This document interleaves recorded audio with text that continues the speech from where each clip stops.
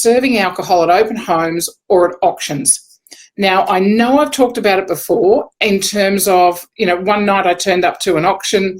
It was in rooms, very, very flash, and they were about to start. I got there a bit early, and I was actually there as an interested purchaser.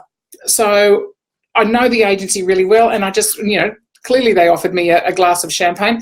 Now, personally, I'm not somebody who would often reject a glass of champagne or a glass of wine, a little bit partial to that.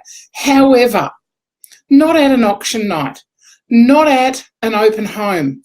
Guys, the last thing you need is for someone to be able to turn around after the event and say, I was served alcohol by the agent, I wasn't thinking right, I didn't hear what was said to me, something or other wasn't disclosed to me, I made a decision based on what I thought at the time, but I was affected by alcohol. You don't need that type of a claim. So as lovely as it might seem to be advertising, a beautiful, multi-million-dollar penthouse and serve alcohol at the open homes or a glass of champagne and cheese, very, very nice. Get some, some organic kombucha or, something that's a little bit fancy and serve your cheeses.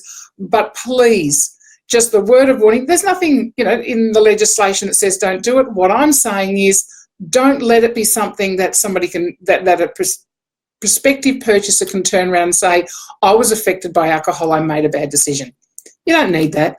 So look at another way of, another angle of marketing your property for both open homes and for auctions. So guys, that's just a little word of warning.